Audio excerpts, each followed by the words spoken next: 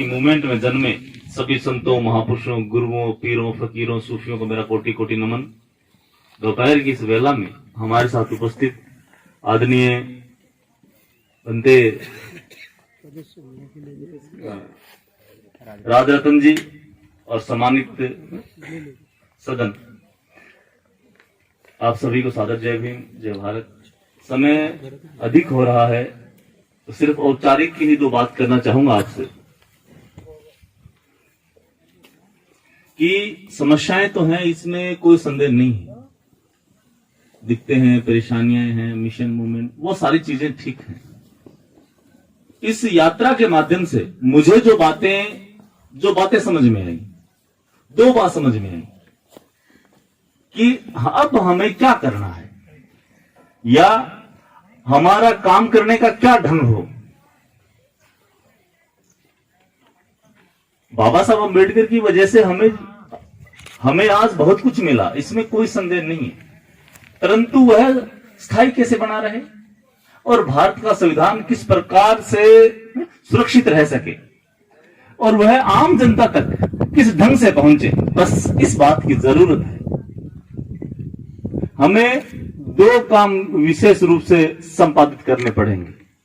पहला काम कि जो हमारे सामाजिक और धार्मिक जो समूह बने हुए हैं, हमारे जो संगठन बने हुए हैं, लोग कहते हैं कि साहब बहुत सारे संगठन है। मैं कहता हूं कि अगर आप फील्ड में उतरोगे, अगर आप काम करने जाओ, तो अभी जितने संगठन बने हैं उनसे भी कहीं ज्यादा संगठनों की जरूरत है, ताकि गांव गांव और बस्ती बस्ती, मोहल्ले मोहल्ले तक काम हो सके। क्यों जरूरी है? क्योंकि अभी तक गांव बस्ती के आखिरी आदमी तक मूवमेंट की बात नहीं पहुंची है।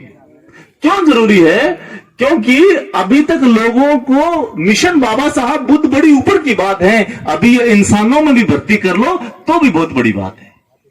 अभी बहुत सारे कार्यकर्ताओं की जरूरत है फील्ड में काम करने की, अभी बहुत सारे लोगों की जरूरत है फील्ड में ईमानदारी से जुट करके लोगों को महापुरुषों के मूवमेंट से जोड़ने की जरूरत है।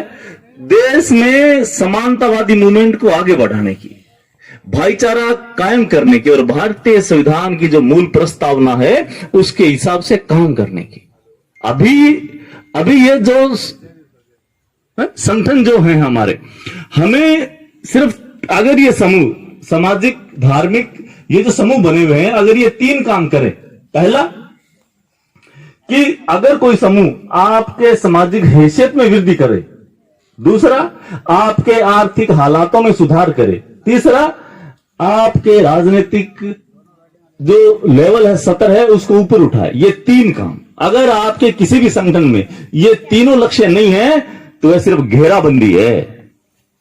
ये तीनों चीजें बड़ी जरूरी है, इस पर मैं कभी विस्तार से आपसे चर्चा करूंगा। दूसरी बात कि अभी संतों महापुरुषों के चित्र भी घरों में नहीं पहुंचे हैं। चित्र ही चरित्र का निर्माण करता है, चित्र ही चरित्र का निर्माण करता है। तो हमें महापुरुषों के चित्र हर घर तक पहुंचाने का काम करना है। और इसके साथ साथ आज की जो वर्तमान जो हालात है देश की, उस पर लंबे व्याख्यान करने की जरूरत नहीं है। यह जो इस समय की जो विकट परिस्थितियां हैं देश में, चिंताजनक है। आपको संविधान के प्रति जागरूक होना ही पड़ेगा। अभी आप जैसे ही गांव बस्तियों में जाओगे, लोगों को यह नहीं पता कि क्या संविधान है, क्या कानून है, क्या किताब है। हालात नाजुक हैं। अब उन नाजुक हालातों से निपटने के लिए आपको हर घर तक महापुरुषों के चित्र पहुंचाने जरूरी, और उसमें भी भारतीय संविधान की प्रस्तावना पहुंचाना निहायत जरूरी। इस आंदोलन को आगे बढ़ाने के लिए, इस यात्रा को आगे बढ़ाने के लिए मुझे मेरे कुछ मित्रों ने ये छपवा करके दिए कि साहब जब आप यात्रा पे जाओ तो भारतीय संविधान की प्रस्तावना लोगों के बीच बांट करके आओ। मेरा आपसे एक आग्रह है कि आप यहां से भारतीय संविधान की ये प्रस्तावना लेकर के जाएं और अपने हर घर में लगाने का काम करें। दूसरी बात, आपको लगता हो कि साहब ये पेज आपके बड़े हल्के हैं, तो बाजार में 50 रुपए किसी भी प्रिंटिंग प्रेस पे जाकर के और एक अच्छा भारतीय संविधान की प्रस्तावना का प्रिंट आउट ले लें।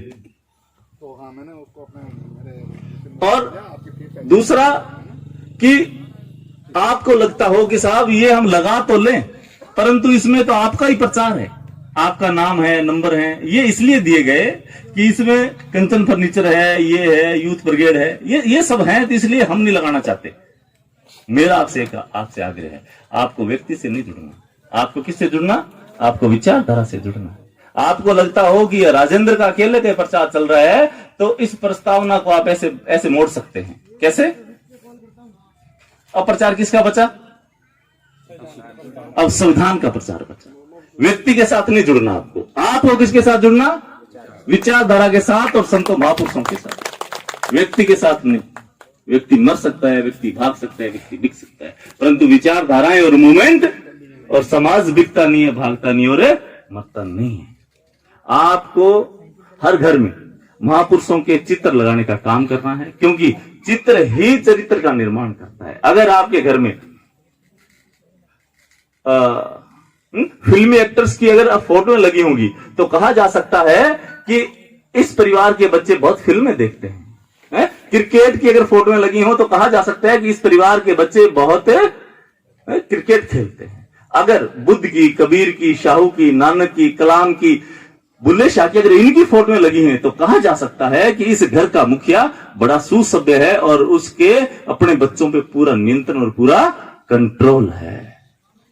इसलिए आपको महापुरुषों की मूवमेंट को आगे बढ़ाने का काम करना और भारतीय संविधान के प्रति लोगों को जागरूक करना।